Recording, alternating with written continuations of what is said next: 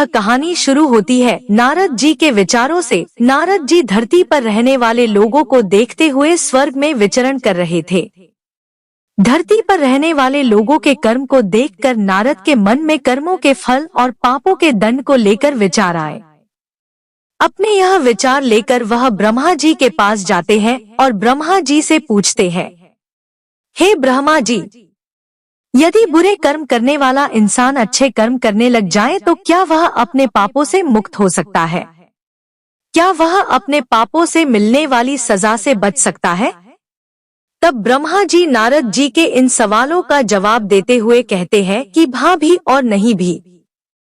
हाँ का मतलब यह कि अगर कोई इंसान अपने किए गए पापों से मुक्ति पाना चाहता है तो उसके लिए निस्वार्थ भाव से अपनाया गया दान, पुण्य, धर्म और भक्ति का रास्ता सबसे उत्तम होता है। अगर इंसान दिल से अपने पापों का पश्चाताप करते हुए निस्वार्थ भाव से दान, पुण्य, धर्म और भक्ति का रास्ता अपनाता है तो वह उस जन्म में अपने मिलने वाले पापों के दंड से मुक्त हो सकता है। इससे उस इंसान के किए गए पापों की सजा कुछ कम जरूर हो जाएगी, लेकिन पापों का दंड तो जीवन काल में भोगना ही पड़ेगा। किंतु कुछ जघन्य अपराध यानी घोर पाप ऐसे होते हैं जिनका दंड शारीरिक एवं मानसिक रूप से न सिर्फ इस जन्म में बल्कि आने वाले एक या कई जन्मों तक भोगने पड़ते हैं, यानी इंसान के कर्म कभी पीछा नहीं छोड़ते। तो ऐसे में अगर इंसान दिल से अपने पापों का पश्चाताप करते हुए निस्वार्थ भाव से दान, पुण्य, पशु पक्षियों तथा लाचार इंसान एवं जानवरों की सेवा, धर्म और भक्ति का रास्ता अपनाता है तो आगे के जन्मों में पिछले वाले जन्मों के घोर अपराधों की सजा नहीं भोगनी पड़ेगा।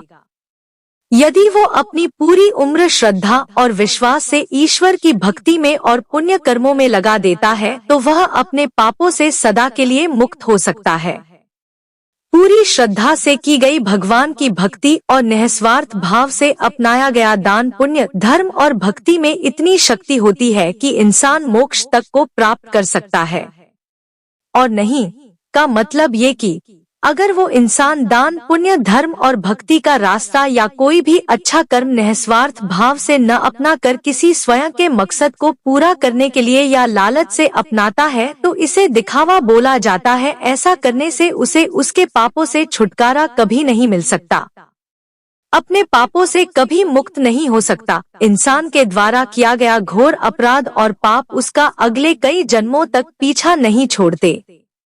तब ब्रह्मा जी नारद जी को इसी पर आधारित एक सच्ची कहानी सुनाते हैं। एक गांव में एक सूद नाम का इंसान रहता था। वह गलत लोगों की संगत में आजने की वजह से डाकू बन गया था। वह लोगों को मारकर अक्सर उनका धन लूटा लेता था। एक दिन डाकू जंगल से होता हुआ सड़क की ओर जा रहा था कि अचानक एक नाग नागिन का जोड़ा डाकू के रास्ते में आ जाते हैं। डाकू को देख नाग नागिन अपनी रक्षा के लिए फन फैला लेते हैं। डाकू घबरा जाता है और अपनी बंदूक उन नाग नागिन पर तान देता है। यह देख नाग नागिन क्रोधित हो जाते हैं और उस डाकू पर हमला कर देते हैं। डाकू अपनी जान बचाने के लिए 2 कदम पीछे हटता हुआ नागिन पर गोली चला देता है। यह देख नाग डाकू पर तेजी से हमला करता हुआ डाकू की बंदूक पर चिपक जाता है। डाकू अपनी बंदूक को कहीं दूर फेंक देता है और वहां से भाग निकलता है। भागते भागते डाकू सड़क पर पहुंच जाता है। वहीं दूसरी तरफ उसी रास्ते से एक औरत और उसके साथ उसका एक 11 साल का बेटा भी था। वो दोनों घर की तरफ जा रहे थे। अचानक डाकू भी वहीं आ जाता है। डाकू देख माँ बेटे घबरा जाते हैं। डाकू औरत के करीब जाता है और बलपूर्वक उस औरत से सूखे गले में टंगा सोने का हार खींच लेता है। अब औरत अपने और अपने बच्चे की जान की रक्षा के लिए उस डाकू से दया की भीख मांगती है।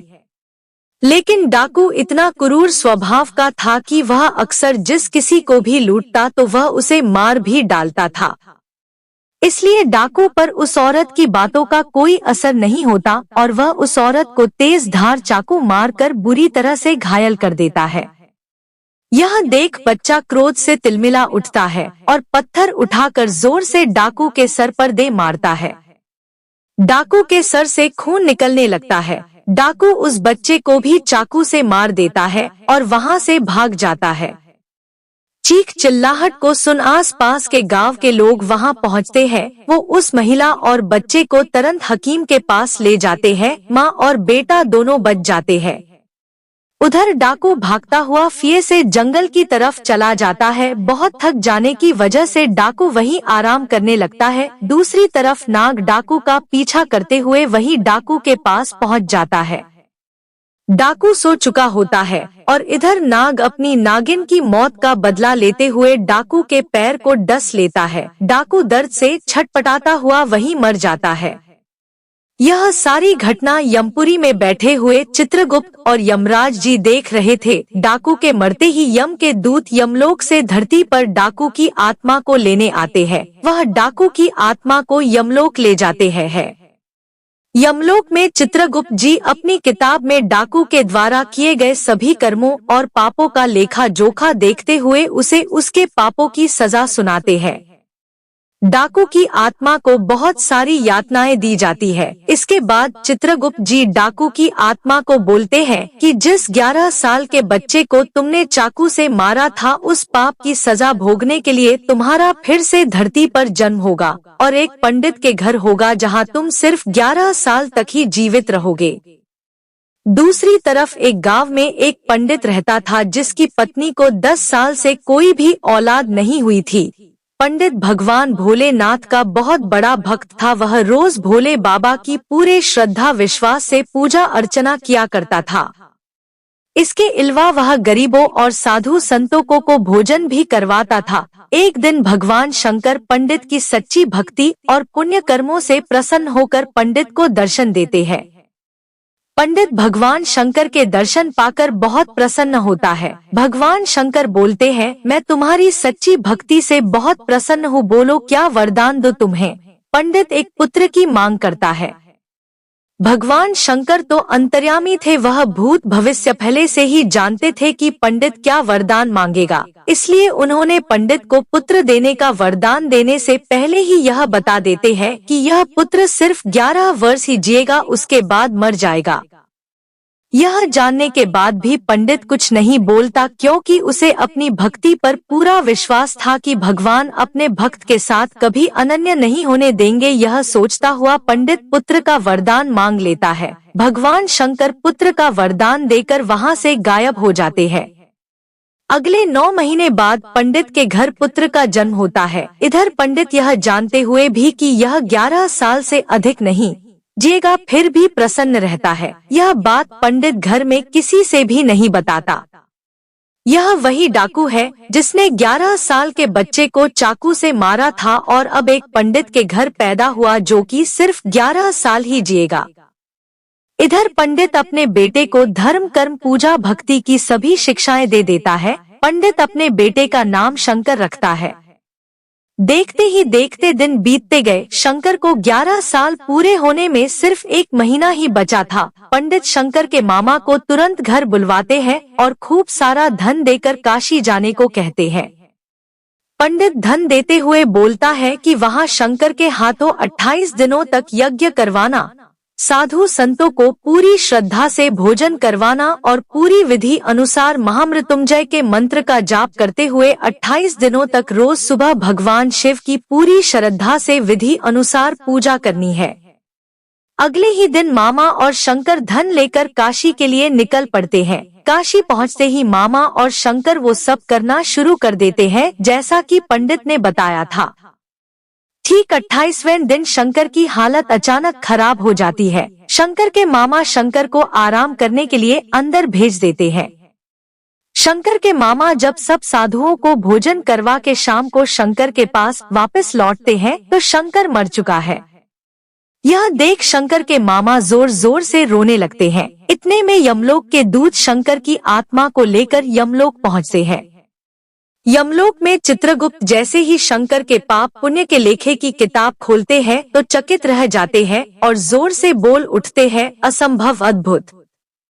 ये 2 शब्द बोलते ही चित्रगुप्त कुछ देर तक तो यूं ही मौन खड़े रहते हैं। फिर कुछ देर बाद चित्रगुप्त ऊंचे स्वर में यमदूतों को आदेश देते हैं कि तुरंत अभी के अभी शंकर की आत्मा को शंकर के शरीर में डाल कर आओ।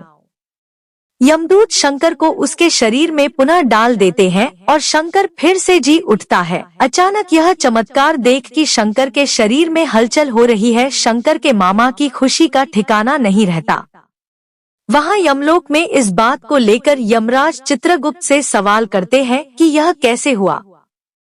तब चित्रगुप्त जी बताते हैं कि जब मैंने किताब खोली तो उसमें शंकर के द्वारा किए गए पुण्य कर्मों, भगवान शिव की आराधना और हवन जैसे शुभ और भक्ति की शक्ति से शंकर की कुंडली में जो उसके पिछले जन्म के पापों की वजह से मृत्यु का जो योग बना था, वह योग खत्म हो चुका था। इसी के साथ शंकर के पुण्यों का लेखा सबसे अधिक था, जिस वजह से शंकर की उम्र बढ़कर 90 साल हो चुकी थी। इस वजह से मुझे सृष्टि के नियमों का पालन करते हुए शंकर की आत्मा को पुनः शंकर के शरीर में भेजना पड़ा। इधर शंकर के मामा पूरे हर्षो उल्लास के साथ आंखों में खुशी के आंसू लेकर शंकर को लेकर घर पहुंचते हैं। तो शंकर को जिंदा देख शंकर के पिता इतना खुश होते हैं मानो उन्हें नया जीवन मिल गया हो। तब शंकर सबको वो सब बातें बताता है जो उसके साथ यमलोक में हुआ। यह सुन सभी का भगवान के प्रति श्रद्धा और विश्वास और बढ़ गया। इतना बोल ब्रह्मा जी अपनी कहानी समाप्त करते हैं। अब नारद जी को अपने सभी प्रश्नों का उचित जवाब मिल चुका होता है।